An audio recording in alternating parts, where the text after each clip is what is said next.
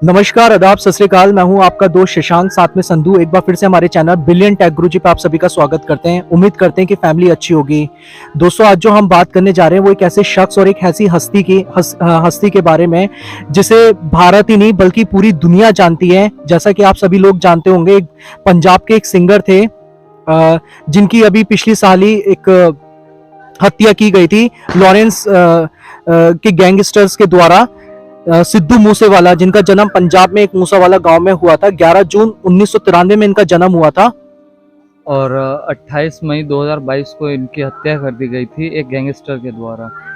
तो लोगों ने हमें बहुत सारे ईमेल भी किए, कमेंट भी किए कि सर आप प्लीज़ सिद्धू मूसेवाला के ऊपर भी एक वीडियो बनाएं और उनके बारे में बताएं। और सबसे बड़ा मुद्दा जो उनकी डेथ के बाद शुरू होता है, कुछ लोग उन्हें खालिस्तानी बोलते हैं, कुछ लोग उन्हें अच्छा गायक भी बोलते हैं। सिद्धू मूसेवाला था कौन, सब लोग। और फिर अलग अलग यूट्यूब चैनल पर भी मैंने देखा था कि कुछ लोग एक गैंगस्टर जो लॉरेंस बिश्नोई एक गैंगस्टर है उसको एक हीरो बनाने की कोशिश भी की जा रही है। और कहीं ना कहीं सिद्धू मूसेवाला को भी क्रिटिसाइज मिल रहा था।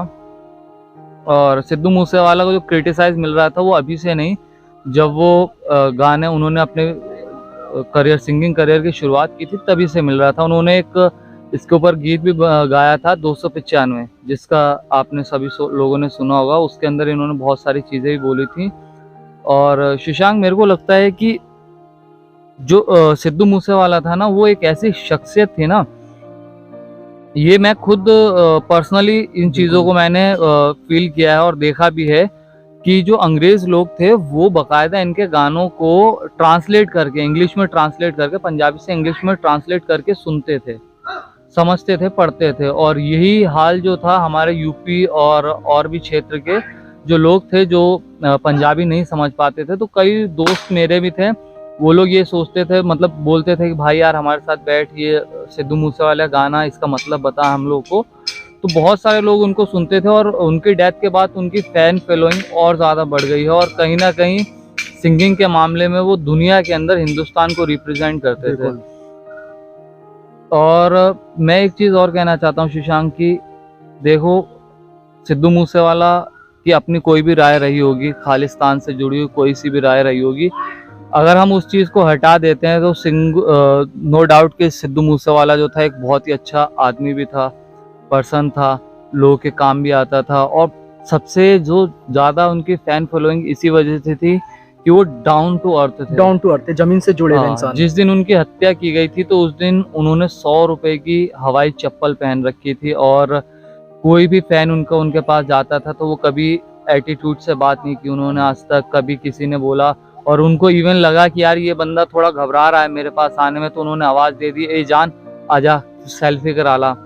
ऐसे बहुत सारे इंसिडेंट, क्योंकि मूसा गांव के जस्ट थोड़ा सा दूर ही मेरी सिस्टर का घर भी है, तो मैं वहां जाता रहता हूँ, तो मुझे भी मौका मिला था। लेकिन संधू, एक सवाल ये है कि जिस दिन सिद्धू मूसेवाले की हत्या हुई थी, तो ये पूरी प्लानिंग किसी घर के शख्स की थी या बहुत टाइम से उसकी रैकी की जा रही थी?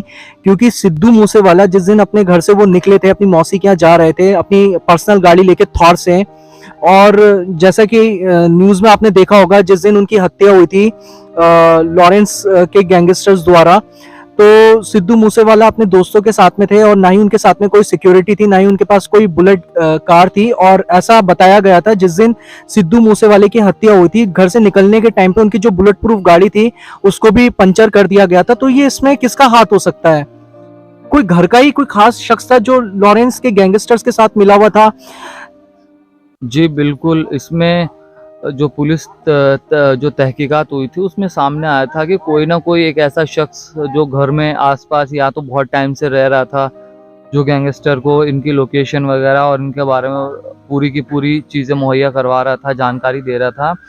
तो ये रैकी करके ही सिद्धू मूसेवाला की हत्या की गई थी। सिद्धू मूसेवाला कोई छोटा नाम नहीं था, देश विदेश में बहुत अच्छा खासा नाम था इनका भी। और उनकी डेथ के बाद तो उनकी फैन फॉलोइंग, और मतलब वो अपने करियर के पीक पर नहीं थे जब उनकी हत्या की गई है, अभी उनका पीक टाइम आने वाला था। और ये बहुत ही दुखद घटना भी है कि सिद्धू मूसेवाला ये जैसा लेजेंड सिंगर जो है, और वो आज हमारे बीच में नहीं है। और बहुत सारी कंट्रोवर्सी भी है उनके नाम के साथ जुड़ी हुई कि लोग आज के टाइम में उनको किसी चीज़ के लिए क्रिटिसाइज भी करते हैं कि ये खालिस्तानी था या ऐसा था।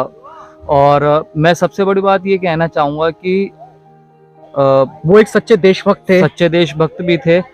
बहुत सारी जगह पे उन्होंने अच्छे इंसान, अच्छे नागरिक होने का भी सबूत दिया। और दूसरी चीज़ ये है कि शशांक, आप मानोगे कि एक गैंगस्टर को एक हीरो बनाया जा रहा है।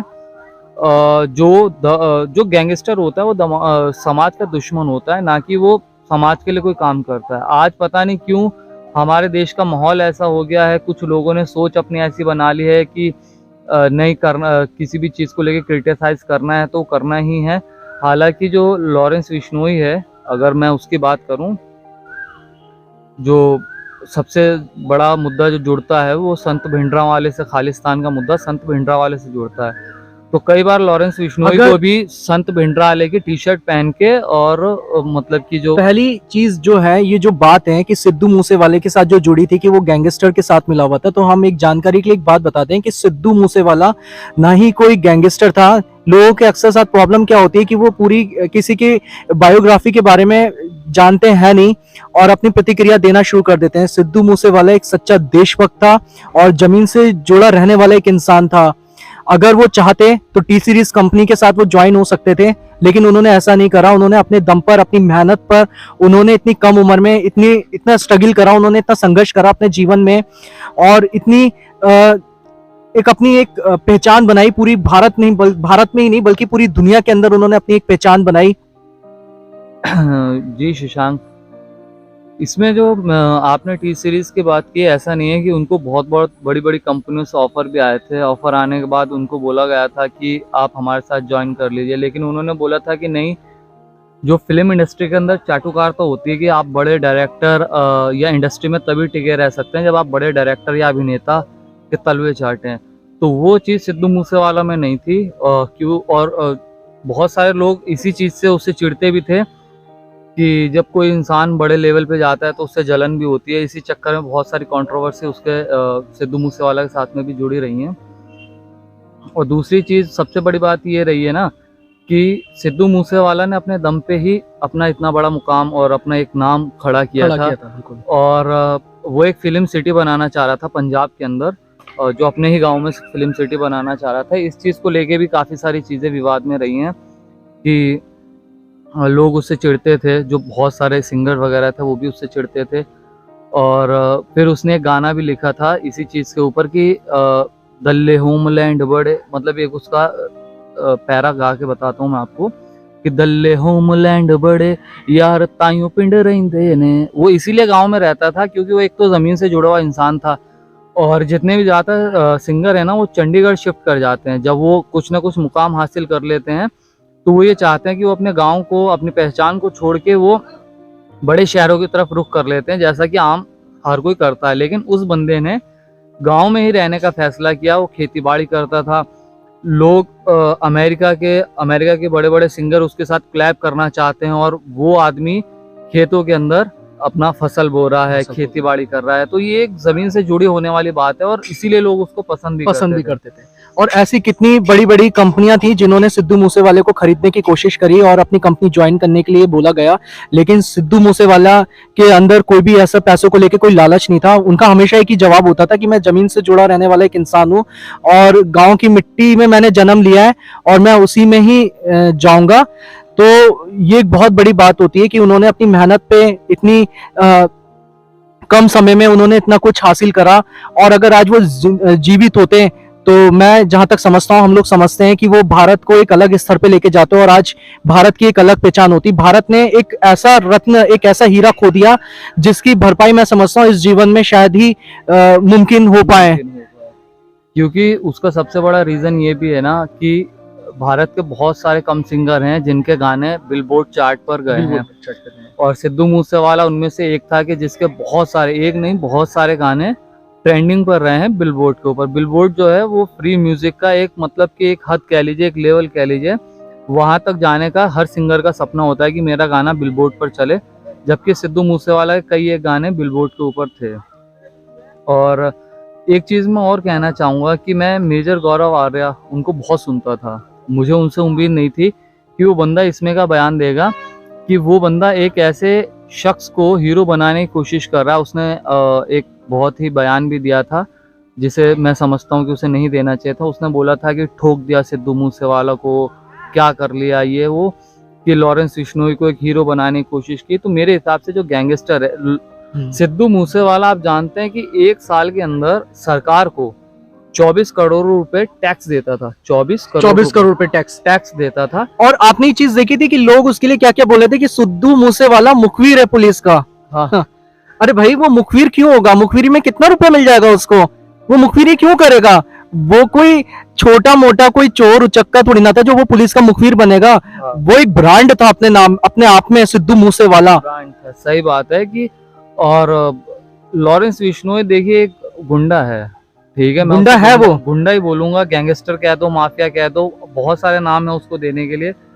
लेकिन अगर हम कहीं ना कहीं उसको जोड़े कि आप उसको आगे लेके जाएं, यार उसने समाज को क्या दिया? आप चाहोगे कि आपका बच्चा सिद्धू मूसेवाला जैसा बने या लॉरेंस बिश्नोई जैसा बने? बिल्कुल सिद्धू मूसेवाला आप हर कोई चाहेगा। हर कोई चाहेगा कि उसका बच्चे की जो इंस्पिरेशन हो वो सिद्धू मूसेवाला हो, जो कि एक जमीन से उठ के करोड़ों तक का सफर, अपना नाम ब्रांड बनाना। अब वो बंदा को ज्यादा प्रेफर करेंगे या एक बंदा जो जेल के अंदर बैठा है और हत्याएं करवा रहा है, लोगों की फिरौतियां ले रहा है, धमकियां दे रहा है? तो आप उस जैसे शख्स को अपना बच्चा, आप चाहोगे कि मेरा बच्चा उस जैसा बने? जाहिर सी बात है, हर कोई यही चाहेगा कि सिद्धू मूसेवाला जैसा ही बने। हाँ, ये एक डिबेट का मुद्दा हो सकता है कि हाँ क्या वो खालिस्तान सपोर्टर था या नहीं था, ये एक डिबेट का मुद्दा हो सकता है। मैं इसमें कोई चीज, मतलब इसमें दो राय नहीं है। मैं इसमें ये कह सकता हूँ कि हाँ, क्योंकि एक दो चीजें थी उसकी, जैसे उसने संत भिंडरांवाले की फोटो 1-2 बार उनका नाम भी लिया था, तो वो नाम तो लॉरेंस बिश्नोई ने भी लिया था। वो टी शर्ट पहनता था उनकी, जब वो अपना, जब भी कहीं उसके बाहर पेशी होती थी वो जाता था, वो भगत सिंह की भी फोटो पे, मतलब कि फोटो वाली टी शर्ट पहनता था, उनकी भी पहनता था। तो ये कहना कि बस उसको इसलिए मार दिया कि वो खालिस्तानी था, या ये नहीं, उनका अलग से कोई मैटर था, अपना पर्सनल दुश्मनी थी वो। उसका कहना ये था कि इसने एक उनका एक भाई की हत्या में उसका हाथ था, जिसका नाम शायद मिद्दू खेड़ा के नाम से उसको जानते हैं, शायद उसने हत्या करवाई थी, इस टाइप से कुछ था उसका। और जिन भी लोगों को ये लगता है कि सिद्धू मूसेवाला एक गैंगस्टर के साथ मिला हुआ था या पुलिस के मुखबिर थे, तो हमारा यही कहना है कि सिद्धू मूसेवाले की पहले आप जन्मभूमि पे जाएं, और उस जन्मभूमि में जाने के बाद आपको सच्चाई पता चलेगी कि सिद्धू मूसेवाला इंसान कैसा था। और जब आप वहां पे जाएंगे ना, तो वहां से कभी आप, शायद आपका आने का मन ही नहीं करेगा, क्योंकि वो जिस मिट्टी पे जहां उन्होंने जन्म लिया, वो एक बहुत पवित्र जगह थी, जहां एक भारत ने एक ऐसे एक हीरे को खो दिया जिसकी भरपाई मैं समझता हूँ कभी भी नहीं की जा सकती। तो ऐसा गलत बयान देने से आप लोग सोचते हैं कि टीआरपी हमारी बढ़ेगी और हम पब्लिसिटी हमें मिलेगी, तो पहले जब तक किसी चीज के बारे में आप लोग सच्चाई नहीं जान लें, तो अपने ये बयान ना दिया करिए। ऐसे आज कितने चैनल हैं जहां पर लोगों ने अपनी अलग अलग सिद्धू मूसेवाला के प्रति टिप्पणियां दी कि वो एक मुखबिर थे और एक गैंगस्टर थे, तो ये कहना बिल्कुल गलत है। जब तक हमें किसी चीज के बारे में पता नहीं हो, तब तक हमें उस पर अपनी प्रतिक्रिया नहीं देनी चाहिए। और फिर भी अगर आपको लगता है, जिन लोगों को भी लगता है कि सिद्धू मूसेवाला एक इंसान, एक सच्चा देशभक्त नहीं था, तो क्योंकि एक राजनीति से अगर हम देखें, तो अगर हम किसी भी राजनीति पार्टी से जुड़े तो ये हम देशभक्त नहीं कहलाएंगे। देशभक्ति हम सबके अंदर होती है, बस उसको उसको पहचानने की जरूरत होती है, नजरिया होना चाहिए उसको। और एक चीज और है कि इस सबसे बड़े कांड में जो कानून है, हमारा जो कानून व्यवस्था, उसका बहुत बड़ा एरर है। क्योंकि लॉरेंस बिश्नोई भी एक स्टूडेंट था, वहां से उसने गैंगस्टर बनने की शुरुआत की। तो कहीं ना कहीं मैं मानता हूं कि इसमें कानून का बहुत बड़ा एरर था कि लॉरेंस बिश्नोई जो था, कि उसको अगर पहले ही मतलब सही एजुकेशन मिल जाती है, सही बहुत सारी चीज़ें ऐसी भी होती हैं कि यार देखो, लॉरेंस बिश्नोई को भी गलत नहीं कहा जा सकता, क्योंकि हालात ने उसको गैंगस्टर बनाया है। और ये, लेकिन सिद्धू मूसेवाला की हत्या, मैं कहता हूँ कि लॉरेंस बिश्नोई ने बहुत ही बड़ा एक घिनौना काम किया है, कि उसको हत्या नहीं करनी चाहिए थी। कम से कम उसे पहले देखना चाहिए था, समझना चाहिए था, अगर कोई ऐसी बात भी थी तो। और संदूर, लॉरेंस बिश्नोई ने जो सिद्धू मूसेवाले को अपने गैंगस्टर द्वारा जो उसकी हत्या की गई, वो एक गीदड़ की तरह उसको मारा गया। अरे गीदड़ की तरह तो आप किसी को भी दबा के मार सकते हो, कोई बड़ी बात नहीं है। दम की बात तो तब थी ना, जब सिद्धू मूसेवाले को आमने सामने की लड़ाई होती, तब पता चलता। निहत्था वो था, उसके पास में कोई ऐसी प्रोटेक्शंस नहीं थी। आप दोनों गाड़ियों से लाके उसको घेरते हो और पीछे से दबा के फायरिंग करना शुरू कर देते हो नॉन स्टॉप। तो ये तो ऐसे कोई भी किसी को मार सकता है। दूसरी चीज ये भी थी ना कि सिद्धू मूसेवाला को पता ही नहीं था कि पता ही उसके नहीं था ऊपर अटैक होने अटैक वाला होगा। है। उसे तो यही लग रहा था कि लास्ट मोमेंट तक ही कोई फैन होगा यार जो पीछा कर रहा है बिल्कुल। गाड़ी से, क्योंकि वो अमूमन दिलेर आदमी था, वो आजाद घूमता था, उसे प्रोटेक्शन की जरूरत तो थी क्योंकि धमकियां